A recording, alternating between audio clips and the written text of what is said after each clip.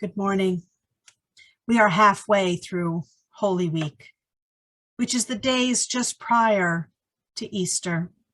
It's that time when we remember what we refer to as the Passion of Christ. Doesn't it seem strange for us to refer to Jesus's time of betrayal, suffering, and death as his passion? Well, the saying comes from the Latin word passio, which means to suffer or endure. And suffering is exactly what Jesus endured during this week. It was during this week that the reality of Christ's humanity is shown in brutal starkness.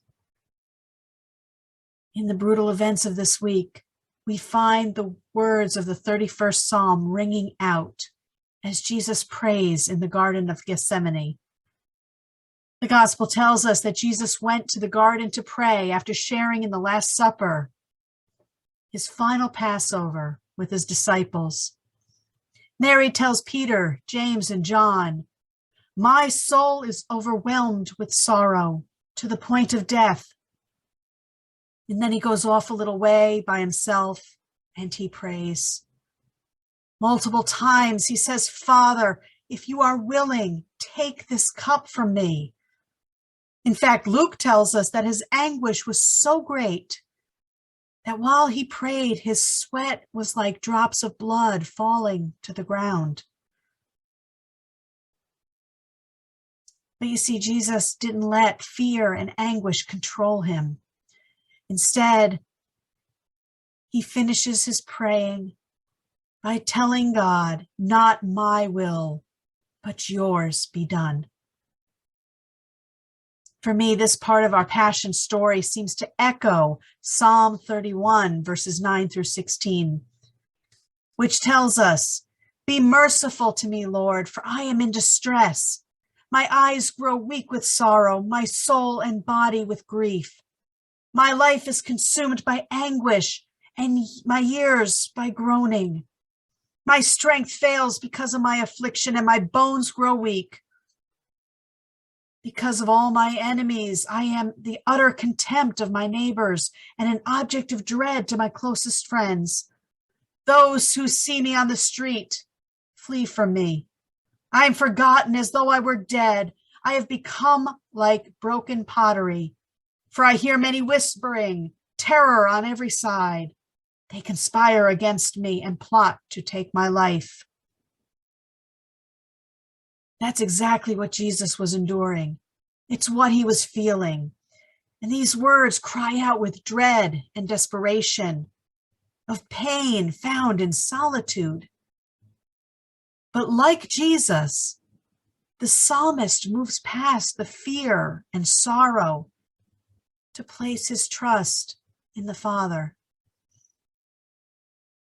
"But I trust in you, Lord.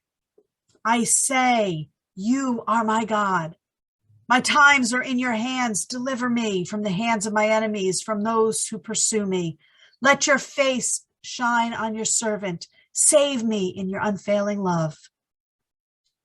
You see, both Psalm 31 and Jesus' own prayer in that garden remind us of the beautiful truth that there's always hope when we put our trust in the Lord.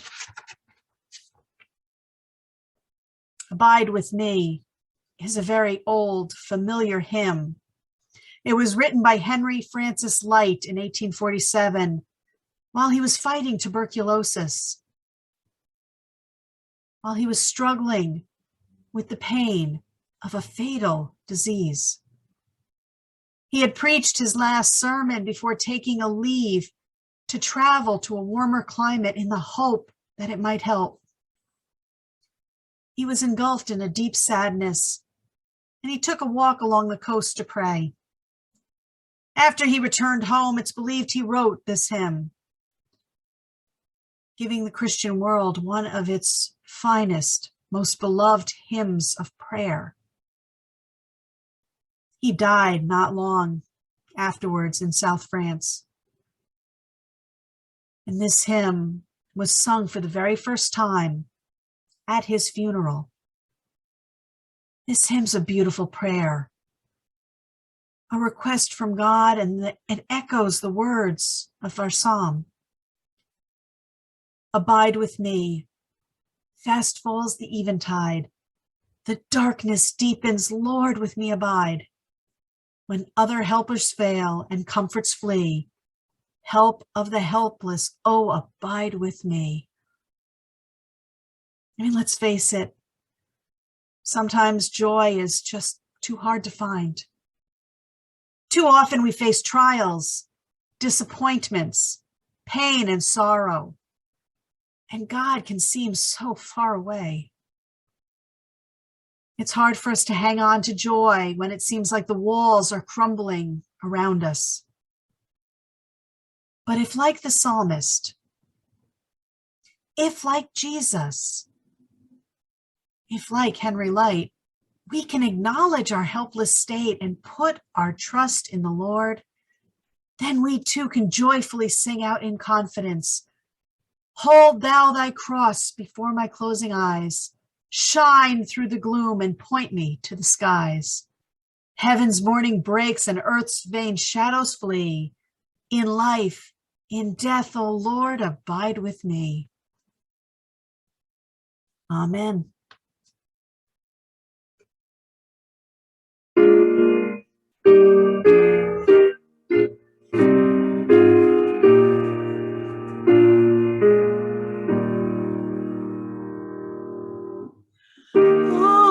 Abide with me, fast falls the eventide. The darkness deepens, Lord, with me abide. When other helpers fall and comforts flee, help of the helpless soul, abide with me. Swift to its closest, that life's little day, earth's joys grow dim, its glories pass away. Change and decay in all around I see.